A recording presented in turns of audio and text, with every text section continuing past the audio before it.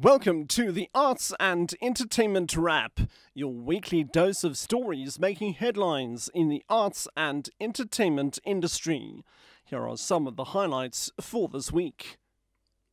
Afro-pop artist Berita releases new album. There was not much pressure. For a long time I wasn't writing. I was just focusing on my guitar and how I feel. The Annual WineX festival takes place in Sandton. And it comes at a perfect time of the year, because end of October, beginning of November is when people start making their festive season. And SABC journalists shine at Vodacom Awards. SABC journalists have been acknowledged for showing exceptional commitment to reporting excellence.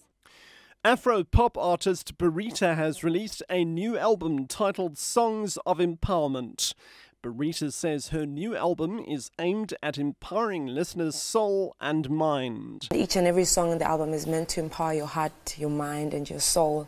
And I've decided to really talk about life and everything that's involved. Not just talk about love or being in the clubs dancing. I'm young, but I talk about a lot of things in the album. Serious issues, life and death, what happens in between that, and us as Africans, as patriotic people. Wine enthusiasts indulged in a flavour spectrum at the Annual WineX Festival at the Sandton Convention Centre last week.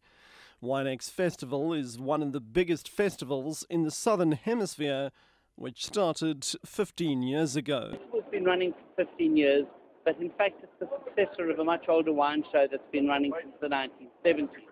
So in a sense, we've seen a whole generation of change. The challenges, of course, are to bring a new generation of wine-interested people into the environment. SABC journalists were among the top winners at the 2014 Vodacom Awards, which took place in Midrand. Hazel Friedman of Special Assignment, Melanie Moses, and Nomowethu Solwantle were awarded for their exceptional work in broadcast media. Telling stories that matter and that change lives, requiring zeal and tenacity. SABC journalists have been acknowledged for showing exceptional commitment to reporting excellence. Judges said Solwandle's coverage of the so-called Poo Wars took the viewer to the scene. What was very important about the story was the way in which we told it, because in the end it actually became a political matter, but we needed to focus on the core issue at hand. And it was very important that we speak to the people, their feelings, why they had resorted to this kind of protest action. Friedman's feature focused on gangs on the Cape Flats. It's also about knowing when to lift up your camera to shoot and knowing when not to. And just being prepared for anything in an environment that is so inherently volatile. Even when it's quiet, there's that simmering volatility beneath.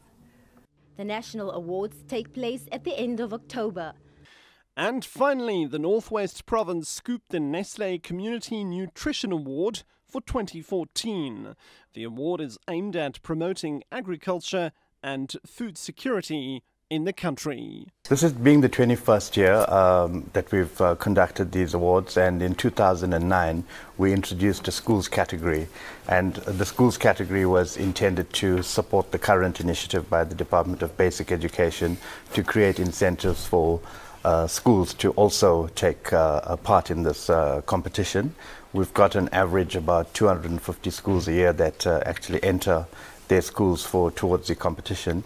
The overarching philosophy and need for this incentive in the community is just based on encouraging and creating, as our program director mentioned yesterday, superstars in rural areas who can actually be recognized as winners for what they're doing, and to encourage self-resilience and encourage the eating of vegetables and fruit from your garden. So that's really the overall. That's it for this week. Join us again next week for another edition of Stories in the Entertainment Industry.